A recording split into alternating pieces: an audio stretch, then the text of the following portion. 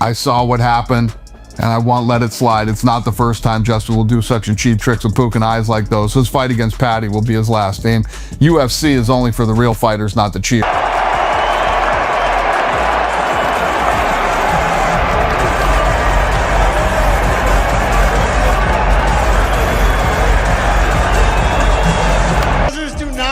That Scouser does not get knocked out. Surprised by Paddy's game plan.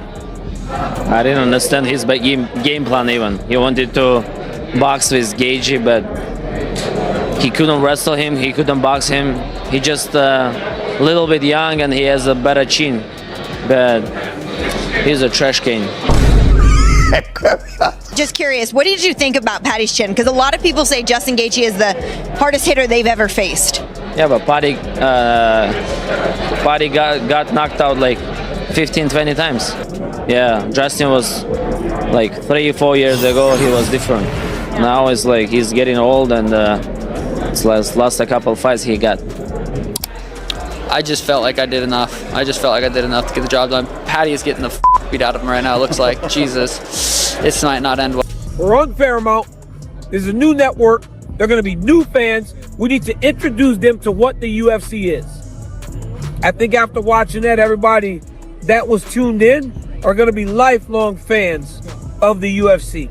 Because on the special nights, there is not a sport in the world that can compare to the UFC. And tonight we have one of the grit of this kid. I don't care that he lost the fight.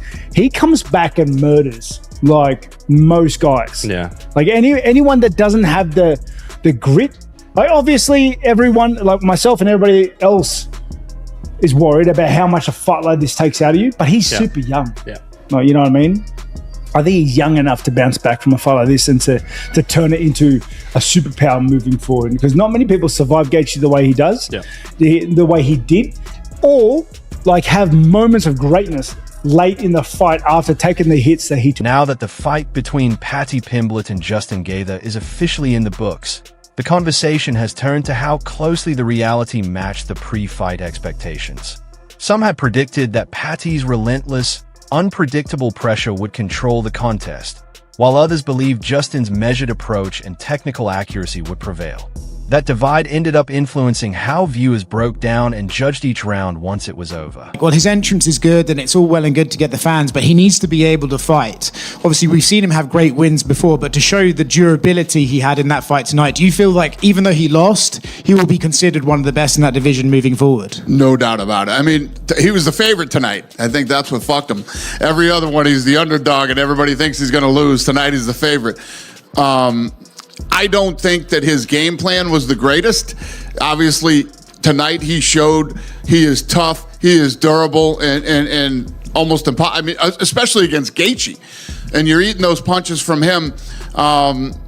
You know, it's one thing to say, listen, I'm going to come out. I believe in, say, you know what? It's the third round. I got 2 rounds left. I might want to try to take him down to some. Well before the opening exchange, Tim Welsh outlined his view of the fight by highlighting Justin Gaethje's tendency to inflict meaningful damage from the very start. He pointed in particular to the calf kicks that steadily break down an opponent's mobility, stance, and stability, gradually slowing the fight and forcing it into a more readable rhythm, one that allows Justin's striking to become significantly more threatening. Congrats to Justin Gaethje. What an unbelievable performance. Paddy the Baddy, oh my God, he impressed the hell out of me. Incredible. He'll learn from that, but I tell you what, he's got what you can't teach. Heart, grit, determination, all that shit. Yeah, he can make tweaks. You can put the chin down, you can lift the hands up. What he showed tonight is that he is legit. The man is real, and that's for damn sure. He's at the hospital right now. He'll be fine. They're just checking him out. Gotta say though, well done, Justin Gaethje. Welsh also repeatedly emphasized that Paddy Pimblett tends to be at his most vulnerable when he's attacking. In his view, Paddy's aggressive rushes often bring his head directly into danger, creating openings. Tim argued that if Justin managed to land a clean, well-timed counter during one of those forward charges, the fight could be over in an instant. Very, very good at grappling. And I felt that he deviated from the game plan, meaning that If I was in his corner, you're going to move. One, he's got to keep his hands up here. I like the traditional look where you can move, you can elbow, you can throw your right hand, right, left, high kick, push kick. You're just way more, this is standard. This is like the best option. But I still feel like he deviated from the game plan where I think he felt that he was going to be able to knock out Justin Gaethje. And I just don't think Paddy Pimblett has that torque. Not saying he can't do it, I just don't think he has the torque to knock out a guy like Justin Gaethje, who's been in wars with guys like Dustin Poirier, Max Holloway. Max Holloway's knocked him out. He's knocked out Dustin Poirier. He's been in wars with Eddie Alvarez. He's just been in a lot of wars on the feet. But when you look at some of the things that, Habib did to Justin Gaethje, he made it look easy. He took him down, passes. Even with that risk in mind, Tim refused to frame the matchup as a simple clash between a striker and a grappler. He pointed out that as fights drag on, structure breaks down and disorder takes over. Those messy exchanges and prolonged scrambles are exactly where Paddy Pimblett has consistently found success, using constant transitions to drain opponents and reverse the flow of a fight, even when he's taken damage. This entire game plan, okay? Gaethje was going to pressure fight him, walking down, guns blazing, turn it into a dogfight, and hopefully he outlasts Paddy, okay? This whole game plan is banking on the fact that he knows he can take more, he can deal more, and he can capitalize on it later in the fight. Okay, because and to be fair, he's got legs to walk with that because he's done it time and time again. And round 3, we saw him be like, okay, I'm gonna take this round off. I'm gonna back up a little bit. Dude, I'm gonna stay at mid range. I'm not gonna walk you down and just let you come back a little bit, try to build some energy. And everyone was worried. Like honestly, I saw like a glint of disinterest from Gaethje. You know what I mean? Like I don't know, it was weird. But then round 4 just puts his foot back on the pedal, maybe knowing he's got 2 rounds left. Bar fight Gaethje.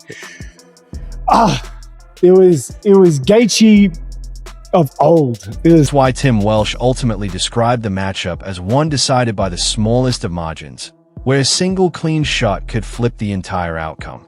Even so, he leaned slightly in Paddy Pimblett's direction, believing that across enough possible scenarios, Paddy reached his path to victory more often, even if every one of those paths came with serious danger and uncertainty. Hey, Scousers do not get knocked out. That Scouser does not get knocked out. I'm a Scouser. We don't get knocked out. We don't get knocked out. I take that all day. Oh my God. What a fuck. Thoughts on Justin Gaethje and Paddy Pimblett delivering a 5-round battle? Yeah, I mean, what a couple. So Paddy Pimblett at the weigh-ins yesterday says, I'm going to knock this motherfucker out tomorrow. And I was like, that's interesting. And he never abandoned that game plan. Even when, he got dropped a couple times, I kept waiting for him. I'm like, he's eventually going to have to shoot and try to submit him. Now, I didn't know Paddy Pimblett had a chin like that till tonight. And, yeah, absolute dogfight in a war, and much respect to both guys. We haven't seen Justin yet, so we don't know what his status is physically. But, I mean, is the interim, is the unification fight have to be next? Or is there a case if he's hurt and needs to be out for a while? Apparently he's 100%. So we sent Paddy Pimblett straight to the hospital, and then we're going to send Gaethje too. And Gaethje's like, believe me, I've been in plenty of wars. I'm good. So as far as we know right now, he's healthy.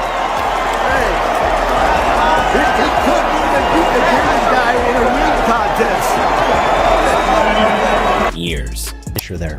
You saw him do it to Michael Chandler. He's taken on the highlight, Justin Gaethje. 26 wins, 5 losses, 20 KOs. The dude fucking KOs people. Early on, he'd calf kick the fuck out of people. He'd calf kick people where they couldn't take it anymore. He had many TKOs from calf kicks alone.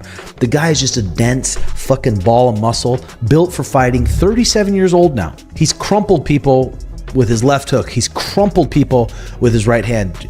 Paddy Pimblett is going to have to be very careful throwing his flurries on Justin Gaethje. Justin Gaethje will sit down and rip a left hook, or sit down, drop his head, and launch a right hand.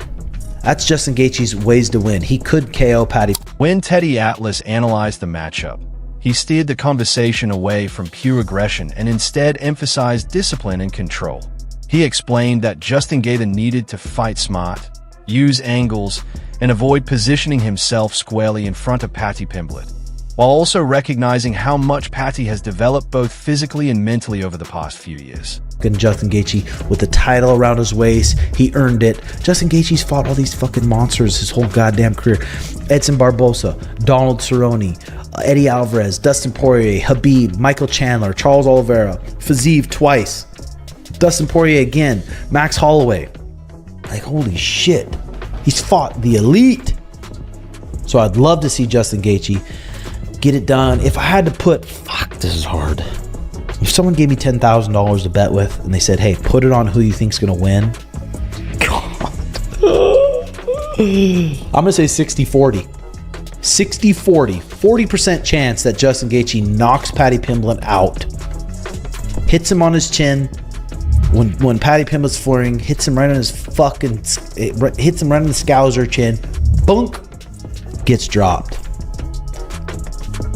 40% chance, I think. 60% chance this fight, Justin's not able to find him.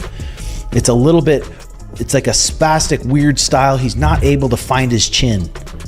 Paddy Pimblett, if Paddy Pimblett puts him on his back, it's going to be... Longer will youth be served with Pimblett?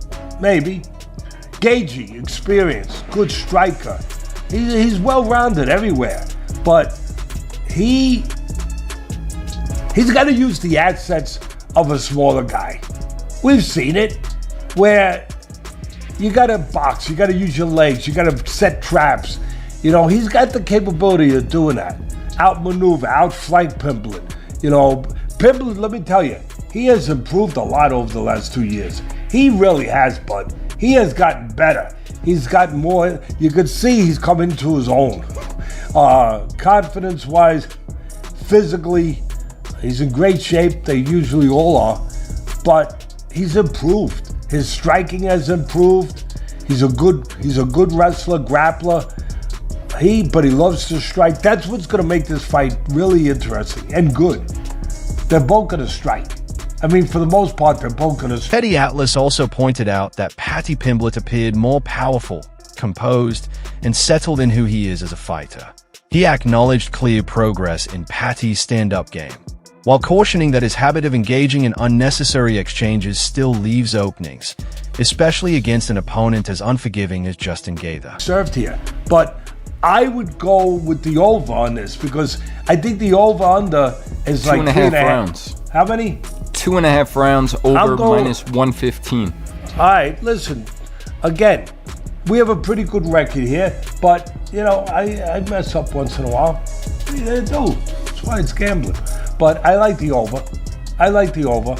I mean, if Gaethje fights the perfect fight, you never know. You never know. But I know who the judges are probably favoring. Oh, did I say that? I'm sorry. There shouldn't be anything about that. It should just be about what goes on in the cage or in the ring. But I can't help myself but think about things that I see. So maybe, you know, Gaethje would really have to do a job, I think, to get it, which he could. But I think I probably favor Pimblett a little bit. But at the end of the day, if I had to put my bucks down... This was a great scrap. I have no idea how Paddy Pimblett did not get flatline KO'd on about 50 different occasions. If he lost, yes, he did lose. And if he lost any stock from this, the one saving grace is that he's been saying for a long time, we don't get knocked out, lad. And that would be the worst thing to happen to him. If he got KO'd in one of these fights badly, that would just be his ridicule forever. What happened to Scousers don't get knocked out, and it'd just be images of Paddy Pimblett out cold. I have no idea how he didn't get flatlined in this fight. Justin Gaethje was cracking him with so many overhand rights. And the worst part was, it's not even like you were understanding why he took the shot so well. Oh, he was rolling with that one. Oh, he tucked into that one a little bit. He saw it coming. I could see the shots coming. I was wincing while Gaethje was loading up because you could see Pimblett leaving exchanges with his chin up in the air and just getting his whole jaw span. And somehow he's still in the fight and throwing back.